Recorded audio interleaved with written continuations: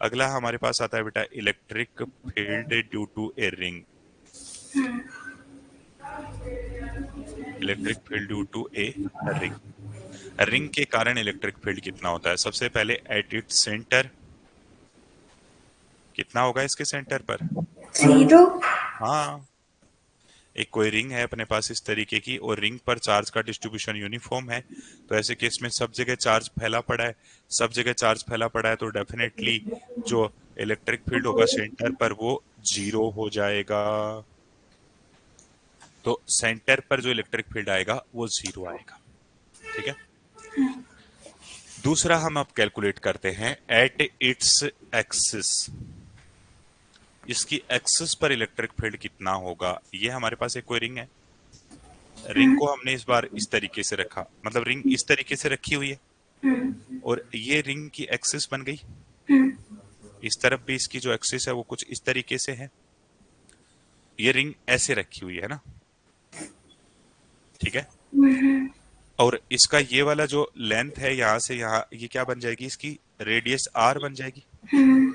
मैंने बोला ये जो पॉइंट है, किसी पॉइंट पर हम इलेक्ट्रिक फील्ड लिखना चाहते हैं, वो यहाँ से कितने डिस्टेंस पर है बेटा? एक्स डिस्टेंस पर है। इस पॉइंट पर इलेक्ट्रिक फील्ड लिखना चाहते हैं। अब देखो क्या होगा। ये जो रिंग है, इस रिंग पर तो चार्ज का डिस्ट्रीब्यूशन हर एक पॉइंट पर ही है। तो हर एक पॉइंट पर छोटे छोटे पॉइंट चार्ज है। उन छोटे छोटे पॉइंट चार्ज के लिए अगर हम बात करें तो यहाँ यहाँ यहाँ यहाँ यहाँ यहाँ यहाँ यहाँ यहाँ यहाँ अलग अलग पॉइंट पर छोटे छोटे पॉइंट चार्ज चारों तरफ इस पर डिस्ट्रीब्यूटेड है।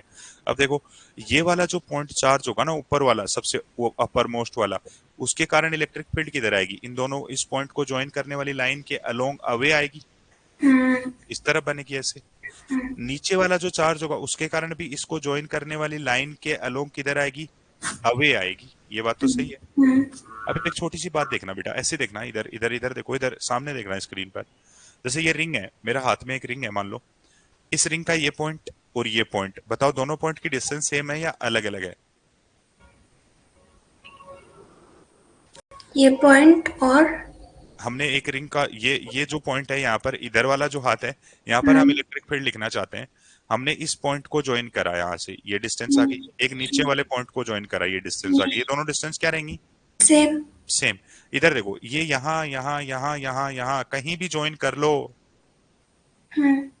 सबके लिए डिस्टेंस क्या रहने वाली है? सेम रहने वाली है। ये बात तो सही है। तो सबके लिए ये वाले जो डिस्टेंस है वो आर ही बनेगी, स्मॉल आर। ये बात सही है। सारे पॉइंट के लिए ये एंगल भी क्या बनेगा? थीटा ही बनेगा। ये बात भी समझे आप? क्यों? क्योंकि रिंग ऐसे रखी जाएगी, उसको आप कैसे ऐसे घुमाते जाओ घुमाते जाओ घुमाते जाओ, हर एक पॉइंट से डिस्टेंस ये कोनिकल शेप सी बनेगी।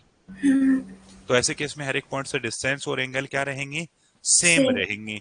अब देखो ऊपर वाला जो छोटा सा एलिमेंट है, उस छोटे से एलिमेंट के कारण जो छोटा सा इलेक्ट्रिक, क्योंकि ये तो एक कोई छोटा सा भाग है, उस छोटे से भाग के कारण जो छोटी सी इलेक्ट्रिक फील्ड आई उसको क्या मान लिया हमने? डी मान लिया। नीचे वाले भाग के कारण भी जो छोटी सी इलेक्ट्रिक फील्ड आएगी उसको भी हमने क्या मान लिया? डीई मान लिया। ये एंगल थीटा था तो ये वाला एंगल भी थीटा। ये वाला एंगल थीटा है तो ये वाला एंगल भी थीटा। डी का इधर कंपोनेंट, ये वाला कंपोनेंट बोलो कितना आएगा? डी का इधर एंगल के कंपोनेंट, साथ बन रहा है तो कॉस। तो ये आएगा डी कोस थीटा। शाबाश। और इधर का ये जो कंपोनेंट है इसका, इधर ये भी कितना आएगा? कॉस डी ये भी कॉस आएगा डी कोस थीटा। और इधर जो कंपोनेंट आएगा वो कितना आएगा? D sine theta. D E sine theta.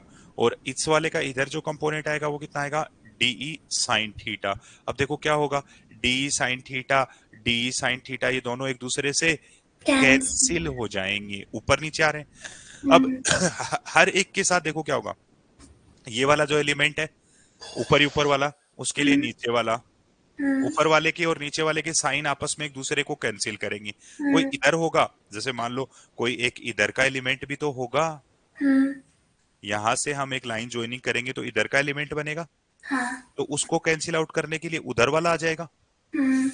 मतलब आपस में एक दूसरे के अपोजिट, सामने आमने सामने वाले जो एलिमेंट होंगे वो एक दूसरे को क्या कर देंगे?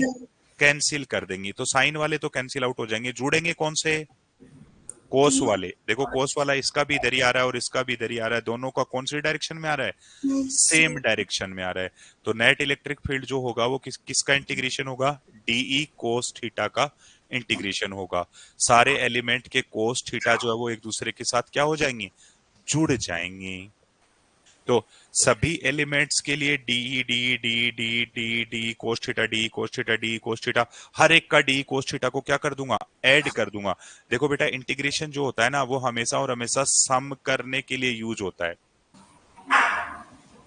इंटीग्रेशन जो होता है उसका मतलब होता है कॉन्टिन्यूअस सम।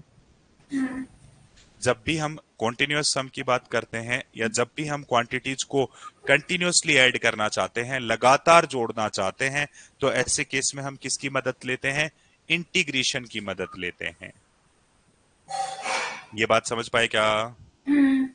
तो ये बेटा जो है वो बोर्ड के पॉइंट ऑफ व्यू से भी ये डेरिवेशन पूछा जाता है, और हम इसको यहां भी लिख देंगे तो यहाँ ये जो वैल्यू आएगी वो डी कोस थीटा आ जाएगी। ठीक है। अब ये एक जो छोटा सा एलिमेंट है, उस छोटे से एलिमेंट का जो चार्ज है उसको मैंने क्या मान लिया, डी क्यू चार्ज मान लिया। अच्छा, डी क्यू चार्ज से कितने डिस्टेंस पर इलेक्ट्रिक फील्ड लिखना है, आर डिस्टेंस पर। तो जो छोटी सी इलेक्ट्रिक फील्ड आएगी डी बराबर चार्ज कितना है डी क्यू, तो k d q divide by r square, यही बनेगी। तो स्मॉलेस्ट एलिमेंट या स्मॉलर एलिमेंट के कारण जो आर डिस्टेंस पर इलेक्ट्रिक फील्ड होगी वो k d q by r square होगी। और ऐसे जो छोटे छोटे एलिमेंट है उनको हम सबको ऐड कर देंगे। उनके भी कौन से कंपोनेंट ऐड होंगे, केवल कोस कॉस वाले, साइन वाले क्या हो जाएंगे, कैंसिल। कैंसिल। और दूसरा देखो इधर इस ट्राइंगल से ये जो छोटा सा एक राइट एंगल ट्राइंगल बन गया ना, अब राइट एंगल ट्राइंगल दिखा क्या, हाँ इस राइट एंगल ट्राइंगल के लिए कोस थीटा लिखो तो कोस थीटा की वैल्यू बोलो कितनी बनेगी, थीटा के सामने ये तो कौन है, परपेंडिकुलर, ये कौन है, बेस, बेस कौन है, एक्स, परपेंडिकुलर कौन है, आर। अरे हाँ, बड़ा वाला आर, और हाइपोटेनस, छोटा वाला आर। तो x divide by small r cos theta बन गया। सबको लिख दो, डी की वैल्यू पता चल गई ना कैसे लिखी, k d q divide by r square, और इसकी वैल्यू आ गई एक्स डिवाइड बाई आर, और इसको क्या कर दिया, जोड़ दिया। अब देखो बेटा इंटीग्रेशन में हम हमेशा उन क्वांटिटीज को जोड़ते हैं जो वेरी कर रही हो। जो क्वांटिटी सेम होती है उनको हम ऐड नहीं नहीं। करते। जो क्वांटिटी कांस्टेंट है उनको इंटीग्रेशन से क्या करते हैं, बाहर निकाल लेते हैं। ये कांस्टेंट है, क्या सारे पार्टिकल के लिए एक्स भी कांस्टेंट है, हाँ। क्या सारे पार्टिकल के लिए आर भी कांस्टेंट है। तो ई नेट जब लिखेंगे तो ये तो सब बाहर आ गया, k x divide by r cube, और डी क्यू का इंटीग्रेशन छोटे छोटे चार्ज पार्टिकल्स को ऐड करेंगे तो क्या मिल जाएगा, टोटल चार्ज मिल जाएगा। तो net electric field due to a ring on its axis is k q x divide by r cube. अच्छा, स्मॉल आर की वैल्यू क्या लिखूंगा बेटा, under root of capital R square plus x square. ये पता चला कैसे लिख दी, तो ये वैल्यू पुट करके देखा तो फॉर्मूला बन गया k q x divide by r square plus x square की पावर 3/2। पावर क्यूब थी और इधर से पावर अंडर रूट वाली 1/2 थी, दोनों पावर को एक साथ मिलाया तो पावर कितनी बन गई, 3/2। 3/2। ये बात समझे क्या। हाँ।